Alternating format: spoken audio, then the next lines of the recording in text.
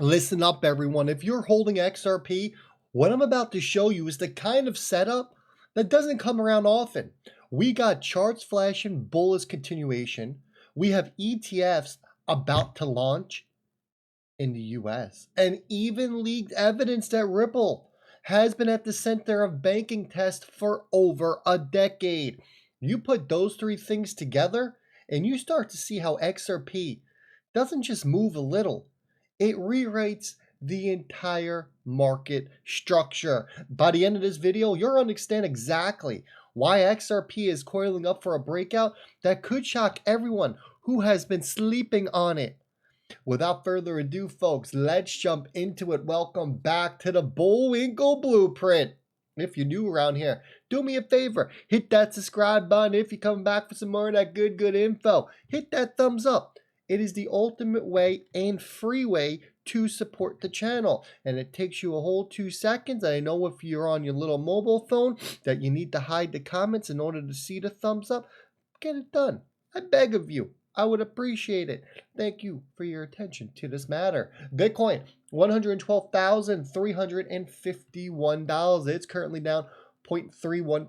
Ethereum coming in at 4,328. It's currently down about 0.5%. XRP, after a nice little push yesterday, no one could be mad about it. Got up above $3 for a little bit. We're back retesting the bottom of that support region, coming in at $2.96. We are currently down 1.26%. Total cryptocurrency market cap, though, it continues to climb. We are up from 3.89 trillion to 3.91 trillion. It's almost about a full percent up. You love to see it. And in the sleeper coin of the day, because no one's been paying attention to Ondo like Rip has, it is up. It is at $1. It has broken its resistant area, sitting around 98 cents. This is a very, very bullish sign. Ondo is due for a massive run up. Remember, 3 to 5 very conservative targets on Ondo for our call. Then we get this, BlackRock. They just purchased over $170 million worth of Bitcoin. Want to know what BlackRock knows? BlackRock doesn't think the bull run's over. BlackRock doesn't think that the bear market has started. BlackRock isn't buying $170 million worth of Bitcoin just because we're about to see a 90 to 95% correction, folks. It's not over. It hasn't really begun. We just got a little bit of a tease. We got the appetizer. We haven't even received the main course yet. We haven't seen that euphoric blow off top, or even just the euphoric craziness that comes in a bull run. Crypto Insight put this out, and I'll blow it up for those of you looking at the screen, because let's zoom in on what's happening on the XRP versus Ethereum chart on the 4-hour. This isn't noise, everyone. This is structure. Higher lows, higher highs, buyers stepping in at all the right places. You can see it's clear as day. First a strong low, then a push to a clean high. Instead of a collapse back down, XRP built a higher low. That's how you keep the trend alive. And you can see right here, we got the low, we made the high, we made a higher low because it was under or above our previous low, and now we are making a higher high. But here's the kicker. We just broke above the last high. Right now, price is coiling under resistance, almost like a spring would so tight that it's just waiting to absolutely explode. The RSI, which you see at the bottom of your screen with the little purple and yellow, well, it's in the perfect spot. Volume, it's not retail aping in. These are strategic buys lining up with every leg higher. If this breakout holds, the chart is screaming. We get up to that 0.0071 ETH as the next stop. Not hopium. Nope, it is technical confirmation. And if bulls push through that, we're taking levels that start making sense. People seriously rethink what XRP can do against other majors. So everyone else is distracted. They're all busy with chasing meme coins, looking for that next shiny crypto object. XRP is quietly printing the exact kind of structure that leads to explosive moves. The market's roadmap is right in front of us. Don't ignore it, because a lot of people, they're ignoring it. They're looking right past it. All we have to do, everyone, is make it through September. You get through September, October, November, and December, we are going to see fireworks within these markets. A lot of these assets have been coiled up for quite some time. A lot of these assets haven't even run yet.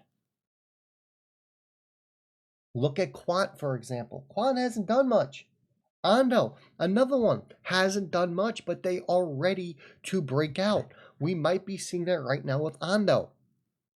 If this market, the way it's shaping and looking, it looks like Q4 we get a push up, but then Q1 of next year is the parabolic blow off tops. So we would get two moves across the board, which is, you know what? The more moves you get before that parabolic blow off top comes on your favorite altcoin, the higher it's gonna go.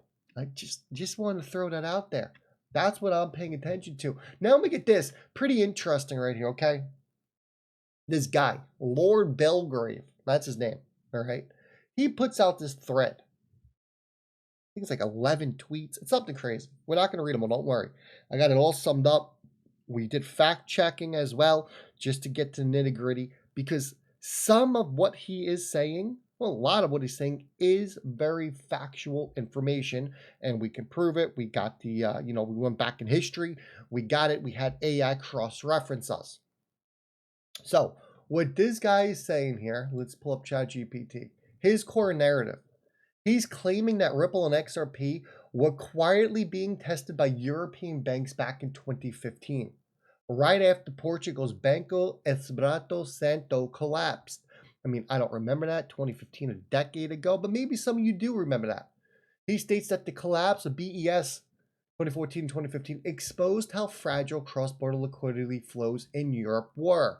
At the same time, Santander invested in Ripple and supposedly began running private pilots under NDA. These were just payment tests. He frames them as liquidity corridor stress tests aligned with Basel III rules, with Ripple and XRP being benchmarked against distressed situations, Portugal and Greece, etc. His supporting claims here was that Santander was the perfect guinea pig because it was big in both Europe and Latin America, key currency corridors. He says that supposed NDA language included phrases like protocol agnostic bridge assets and atomic settlement across distressed jurisdictions, which he interprets as hidden references to XRP. He suggested that the BES collapse wasn't just mismanagement, but possibly a controlled sacrifice to justify new liquidity infrastructure, with Ripple swooping in as the solutions. Later drafts from the European regulators and internal Santander memo supposedly mentioned Ripple as a critical tool for Basel III compliance. So in short, he's trying to tie together the Portuguese banking crisis, Santander's early Ripple's partnership, and global Basel III liquidity reforms to argue that Ripple and XRP was tested behind the scenes as a replacement. So what is true and what is not true? Because some of the information here is true. Banco Esperanto, it did collapse. $3.5 billion in Q2 of 2014 before the central bank had to intervene. On August 3rd of 2014, BES was split, with healthy assets went to Novo Banco and it received a bailout of $4.9 billion. Santander did invest in Ripple back in 2015. I think we all remember that. I know I do. They also joined Ripple's Series A funding of $4 million. Santander piloted blockchain-based international payments in May of 2015 in the UK, with sending payments between £10 to £10,000. But what's not verifiable is claims about the NDAs and the meetings and the Basel and all that. So we got the little fact sheet down here. Very interesting though, because it always makes you wonder what's true, who knows what, who's speaking their game. Because who knows what this guy does know? I mean, I don't know. I mean, some of his facts do line up. Some of them don't, right? BES collapsed, Santander involved, Santander piloted. Unverified facts, the internal NDAs describing Ripple as Basel III compliant. We don't know that. And the one that's conspiratorial down here is that the BES collapsed as pretext for Ripple's testing. Interesting. We've seen a lot of stuff like this over the years, and some of it comes to life and it's true, and sometimes, it just falls by the wayside and people just don't have anything better to do and they make crap up. Right? Well, I gotta share that with you because he does claim he's an ex-banker and he knows something. So, interesting. Well, all I can say is we need ETFs in October. That's going to make the price go up. So let's put this all together now, right? XRP chart is flashing one of the cleanest bullish structures we've seen in years. We then have supposed banking documents. We now know that Ripple and XRP have been tested in Europe since the banking crisis of 2015. Now remember, this isn't speculation. This is history, structure, and catalyst, which is all converging at once. So if you've been waiting for a sign that XRP's moment is finally here, I think this is it, everyone. The market's coiling, the ETFs are loading, and the rails, they've already been tested. I want you to stay sharp, stay ahead. And don't be that person who looks back a year from now wishing they paid attention to what was right in front of them this very time. I'm going to leave it like that. Look, I hope you enjoyed. Hit that thumbs up on your way out, and I'll catch all y'all in the next one.